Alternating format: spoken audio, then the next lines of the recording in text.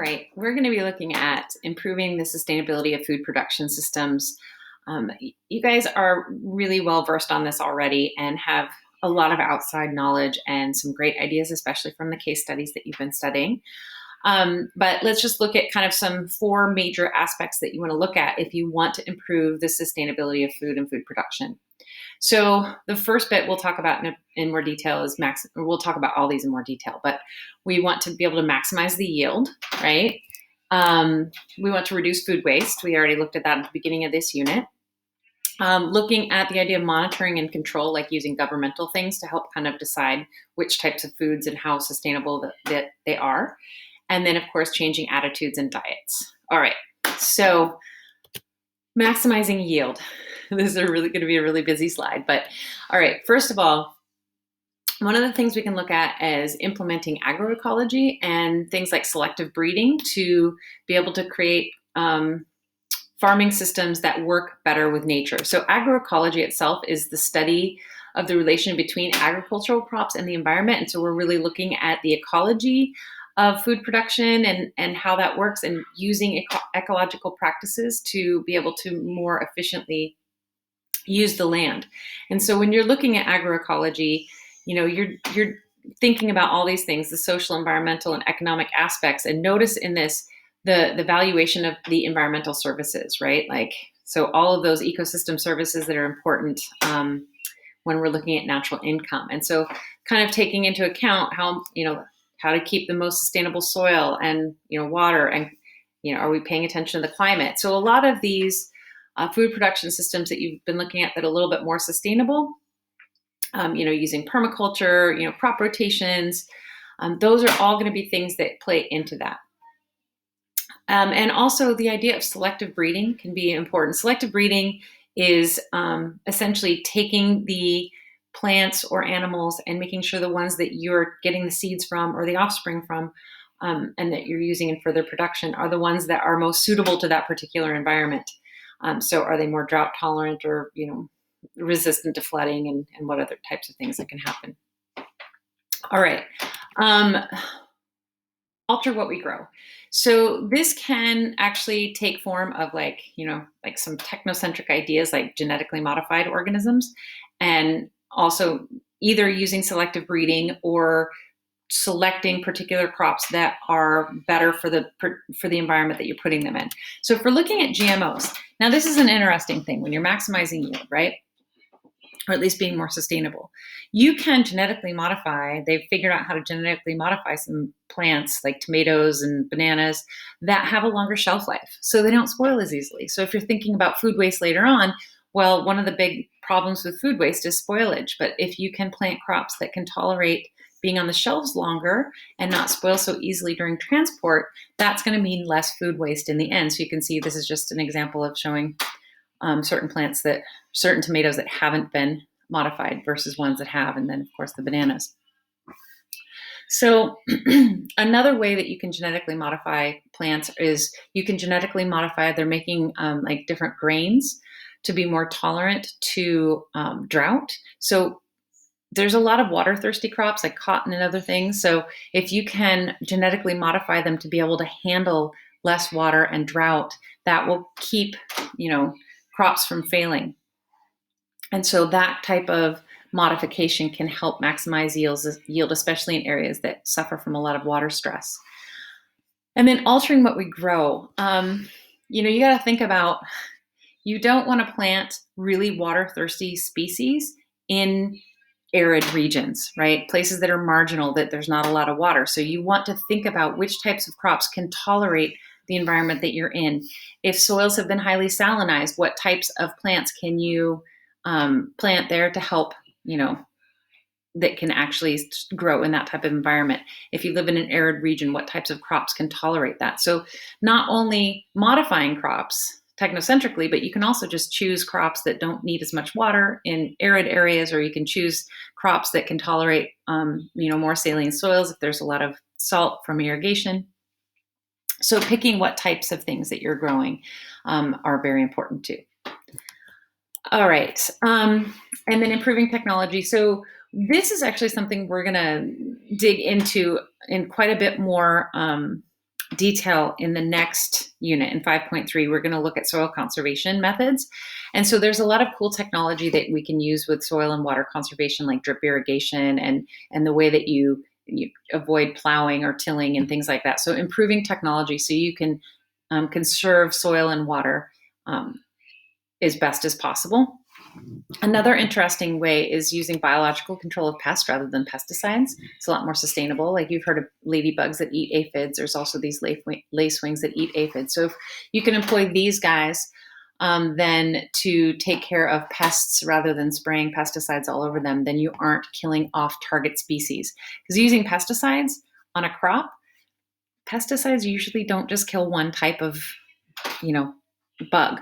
It's going to kill kind of everything. And we already know that soil is an ecosystem. And so if you're killing non-target species, ones that are beneficial to soil health and ecosystem health, that's not a good thing. So you don't want to use so many pesticides if possible. So looking at ways to control pests that aren't so toxic to the soil and to the local environment around it is quite important. And then there's also pollution management with buffers. So we've looked at eutrophication, right? So if you're going to put, fertilizers onto your soil, how can you keep those from running off? And so planting buffers and other things into the local stream. So these are all things that you can kind of help maximize your yield without having sustainability issues. All right. So maximizing yield, reducing food waste, that's the next one. And we've already looked at reducing food waste earlier in this chapter, but just remember, LEDCs tend to, these emerging economies, they have issues with storage and handling. There's not always good transportation systems. There's not always reliable electricity or ability to keep food cold. And so these are some of the major issues in LEDCs. And so if MEDCs can help LEDCs with infrastructure, technology, and education about how to do this better and more efficiently, that can help reduce food waste in emerging economies. Whereas we know MEDCs, it tends to be more on this end, the consumption end and the waste. So, retailers encouraging overconsumption are issues, stores throwing away, good food because it's not pretty. So that's, you hear about ugly fruits and vegetables. So a lot of times those don't get put out. And then buying and cooking more than needed, right? How much do you let go to waste in your refrigerator that you have to end up throwing away? So we want to think about strategies to reduce food waste. And so any of the strategies, either buying ugly fruits and vegetables, making sure that the sell-by date is well understood by people, educating people to make sure they're not buying more food than they need, and kind of how to try to minimize it all on this end to reduce food waste. Okay. And then this last part is just monitoring and control. Actually, I think there's two more parts. Monitoring and control is essentially how do we monitor and control sustainable practices? And a lot of that's going to be governmental regulation, right? So the government can raise standards on farming practices. They can say, you know what, no, you can't till. You need to use no-till methods because it's destroying the soil. Or no, you can't use pesticides because it is, affecting the local ecology.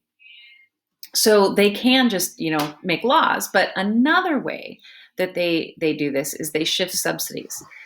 Subsidies are a way that governments can encourage particular things to happen. So governments can give subsidies to certain types of farming. Like let's say you want to have more corn this year, then the government might subsidize farmers that are growing corn, because it's always a risk. If you grow it, are people going to buy it? So if they provide subsidies for something, then that can encourage something to be grown.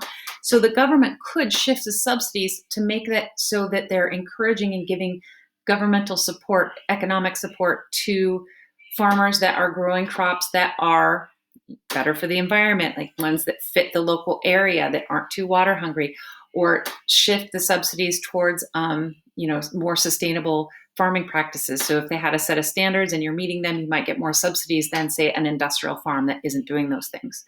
So those are some of the ideas that governmental regulation can happen. And then, of course, regulating imports, so only allowing the importation of food from places where it's been grown sustainably, would be another important step.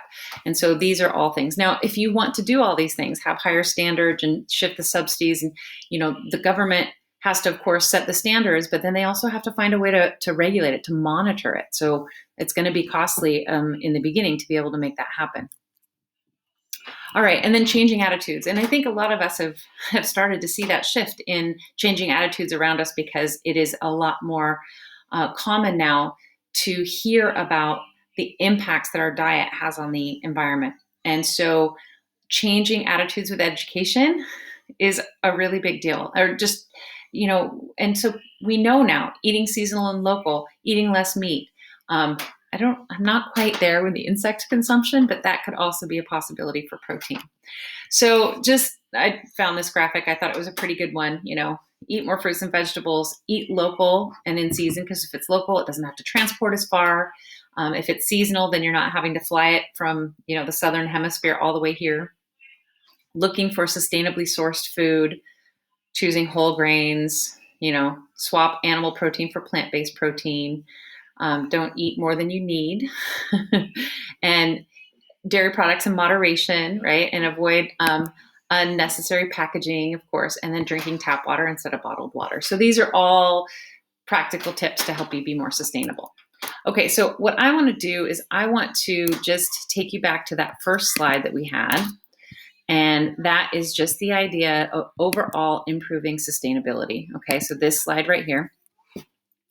So the 4 things that I talked about was maximizing yield, reducing food waste, monitoring and control, and changing attitudes and diets. Okay, so those are kind of the 4 main things.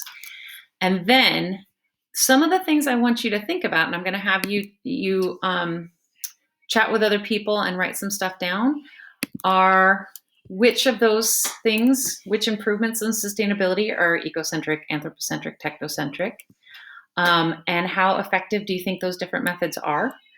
Could they solve the problem of food sustainability? And then lastly, a couple more questions that are related, but not 100% on topic, is how do these things, climate, culture, religion, politics, socioeconomic factors, how do they influence a society's choice of food production systems, or even how sustainable it may be? Like, which parts of that, ways to be sustainable would work in certain regions more than others because of these things? And then, so those are, and then the last thing is just comparing and contrasting aquatic food production and terrestrial food production in terms of efficiency. So you need to kind of think about that. One thing that I will share with you in aquatic versus terrestrial is that the energy efficiency transfers in aquatic food chains are actually more sustainable, it's more efficient. So, in the energy pyramid, you tend to have like the 10% rule that only 10% is conserved as you move up the food chain. Well, aquatic food production systems tend to be a little bit more efficient than terrestrial food production systems in that regard. However, you've got to think about the overall picture too, like how much sunlight's actually getting to the producer level. And then how are we actually harvesting food from aquatic ecosystems? So are the actual entirety of the food production systems, are they more or less efficient? So these are all things that you might want to think about that could be essay type questions.